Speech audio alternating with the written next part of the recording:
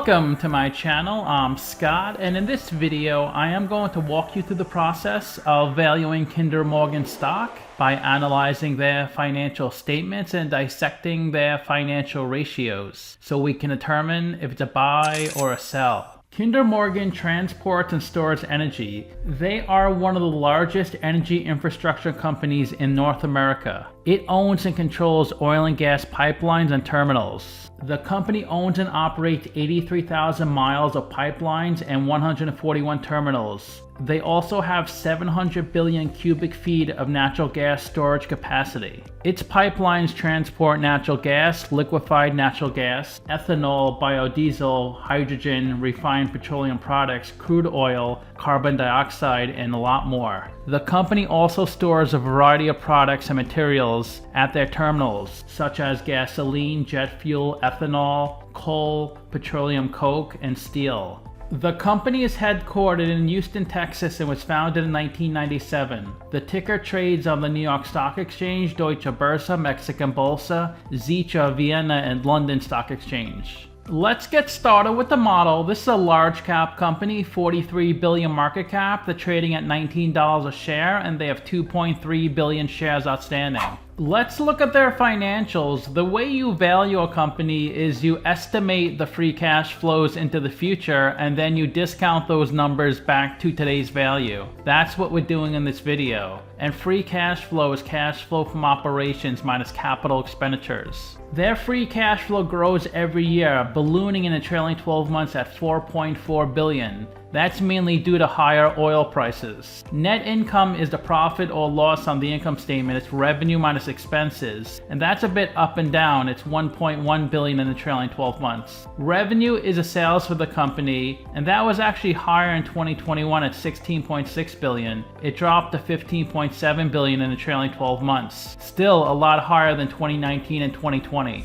This is the company's income statement. The top line is the revenue, the sales. Below that is the cost of revenue. These are the expenses directly related to generating the revenue. Revenue minus cost of revenue gives you your gross profit. That's 7.2 billion, down from 2021. Below that is their operating expenses. These are all the expenses not directly related to generating the revenue. Gross profit minus operating expenses gives you your operating income. That was 3.7 billion. Then below that is the interest they pay in their debt. They do have a lot of debt. They paid 1.4 billion of interest, which is a little lower than 2021, a lot lower than 2019 and 2020. Then you have other income and expenses. These are all the gains or losses not part of the company's core operations. These big negatives are probably asset impairments. Then you have your pre-tax income, your taxes, and the bottom line of the income statement is your net income, which is positive every year. This is the company's income statement from their latest quarterly report.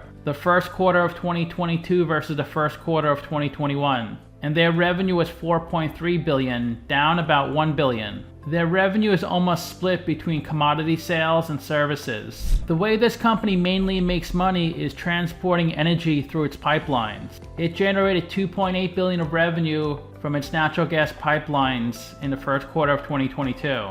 They generated 766 million from transporting other products through its pipelines. They also generate revenue from storing energy in its terminals. That was 429 million and 305 million from CO2.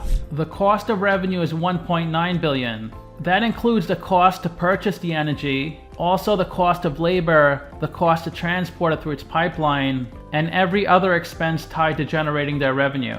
Depreciation, depletion, and amortization 538 million, general and administrative 156 million, taxes of 111 million. So their operating income is down. It was 1.9 billion, now it's 1 billion. They have investments in other companies. The earnings from those investments is 187 million. The interest they pay in their debt is lower than last year, it's 333 million. So their net income is 684 million, about half of last year's number.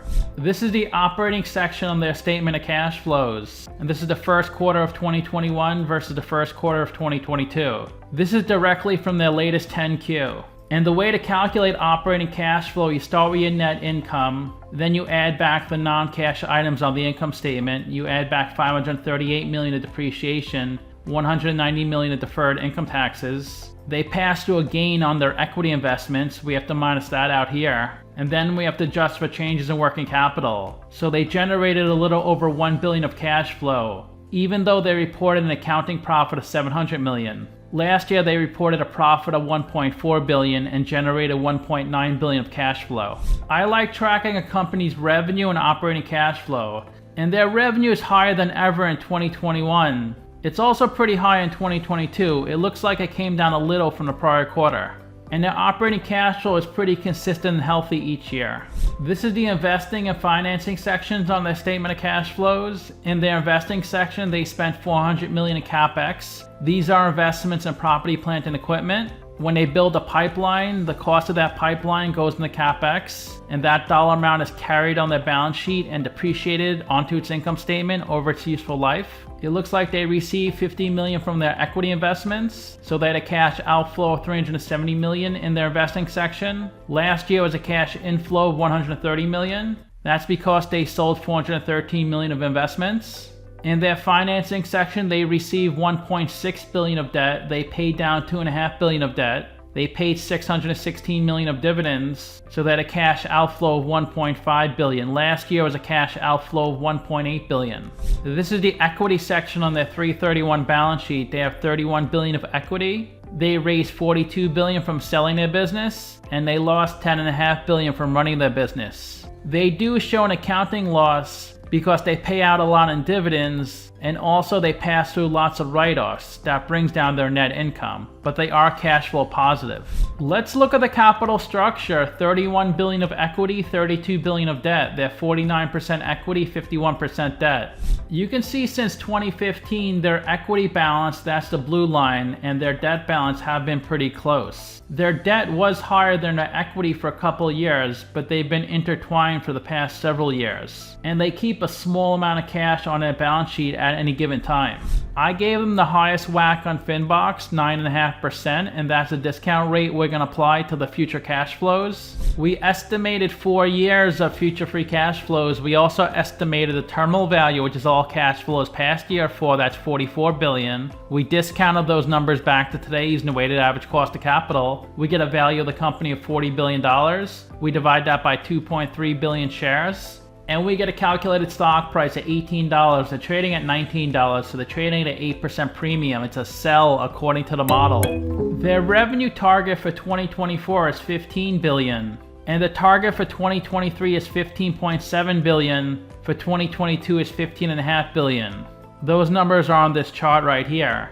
And I continue that trend into 2025, so I got $14.3 billion for 2025. That's how I got their future revenue estimates. On average, they convert 21% of their revenue into free cash flow, so I multiplied their future revenue estimates by 21%. That's how I got their future free cash flows. Their revenue is really dependent on the price of oil. If oil continues rising, so will this company's revenue, and so will their dividends. If the price of oil falls a lot, then their revenue and earnings will suffer.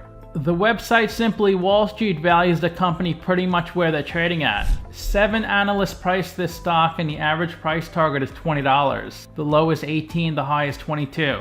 This is where the stock has been trading the last 5 years. It was highest in February 2020. When the price of oil crashed, this stock price did as well. And it looks like a few months later it got even lower. It's come up a lot since the bottom. On a percentage basis, the price of oil has increased a lot more the past year than almost all midstream stocks have. In the past 5 years, this stock and Enterprise Products, they're down about the same, about 4%. Enbridge is up 7% in that same time frame. ET Energy Transfer is down 38%. They have a beta close to 1, so the stock moves with the market. It's gone up 13% in the past 52 weeks, while the S&P is up 2%. The 52-week low is 15, the high is 20. And the stock is trading above its 50-day and 200-day moving average. 18 million shares are traded each day on this stock. Of the 2.3 billion shares outstanding, 2 billion are on float, 60% are held by institutions, and 1.5% of the shares are shorted. Their dividend has more than doubled since 2017. It's up to 27 cents a share. That gives them a dividend yield of 5.6%, which is 55% of their free cash flow, 221% of their net income, since they have so many write-offs. This is their dividend yield since 2011. It's all over the place. The projection is for the number to be 6.2% by the end of 2024. Their employee count has gone down slightly over the years. They're at 10,500 currently. If you put $10,000 into this company 10 years ago and reinvested the dividends, you'd have $8,700 today. That's a 13% loss. The CEO's salary in 2021 was $1 million, and their total compensation package was $18 million. In the past 12 months, there's been 2 insider sells, one at $17.08, another at $17.47, and the stock price is above $19 now, so they would have been better off waiting. And I'm sure these people are happy. They all bought in the 16s on the same day in December. 60% of the company is held by institutions, 27% by the general public, and 12% by insiders. The founder and CEO owns 11% of the company. He ranks 316 in the richest people in the world. His net worth is $7.8 billion. The next biggest shareholder is Vanguard at 7.6%, then BlackRock, State Street, and Geode. Let's look at their financial ratios. Their PE is a bit high at 39. That's stock price over earnings per share. Price to sales of 2.8. They have a price to book of 1.4. Both those numbers seem pretty good. And price to free cash flow below 10. That's stock price over free cash flow per share. Let's look at their non-current assets. They have $36 billion of property, plant, and equipment. This includes their terminals and pipelines. $7.5 billion of investments. $20 billion of goodwill. Goodwill is the premium you pay when you acquire another company. $1.6 billion of other intangibles, deferred income taxes of $8 million, and $1.5 billion of deferred charges and other assets. A deferred charge is a long-term prepaid expense that's carried on the balance sheet until it's used or consumed. When the company actually uses the asset, they'll remove it from its balance sheet and report it as an expense onto the income statement. Let's look at their non-current liabilities. They have $28 billion of debt. This includes $27.5 billion on senior notes, $344 million on debt on a building, $109 million of trust preferred securities. These are securities issued by the company that have debt and equity features, and $200 million of other. They have $584 million of fair value adjustments. This implies the value of the debt is $584 million higher, so that's why they have to add this adjustment. So the book value of their long-term debt is $28.8 billion. The principal value of the debt is $28.2 billion. And they have $2.2 billion of other long-term liabilities and deferred credits. Deferred credit is when you receive cash, but you do not book the income. You carry it on your balance sheet, and then in the future, you'll remove that dollar amount from your balance sheet and book income onto your income statement. An example is if you receive a government grant. You may not use the grant money right away. You may use it sometime in the future, maybe in a few quarters from now or a few years. Their return on invested capital is 5%. They can cover their interest payments 2.5 times. They have a low ROE of 3.5%, and they can only cover 50% of their current liabilities with their current assets. And their quick ratio is a little lower at 0.4. Since quick ratio removes inventory from the numerator. Let's look at their current assets. $84 million of cash, $264 million of restricted deposits. Most of their restricted deposits are cash they put aside to cover their derivatives. They have $1.7 billion of accounts receivables. This is how much money their customers owe them. The fair value of their derivative contracts is $147 million. They have $600 million of inventory and $286 million of other. Let's look at their current liabilities. $3.3 billion on the current portion of debt. Here's a breakdown of that $3.3 billion. $290 million of commercial paper. Next year, $1 billion is due, $250 million and $625 million. In 2028, $111 million is due, and $48 million of other. They owe their vendors $1.2 billion.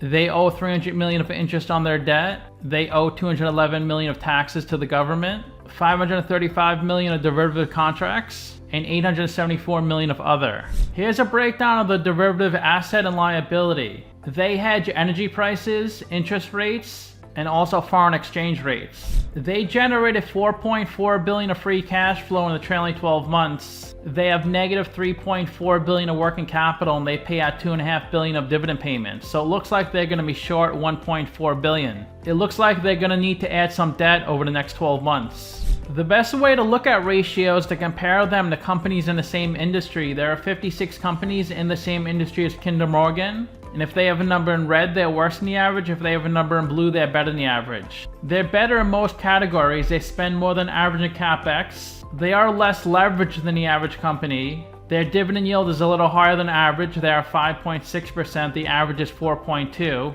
They rank 4th in market cap. They are $43 billion. The average is $11 billion. They have a much better price to book than average. Their PE is worse than average, but I think it's mainly due to all the write-offs in 2021. They have a really good price to free cash flow and a good price to sales. Their annual 3-year revenue growth rate is average at 4%.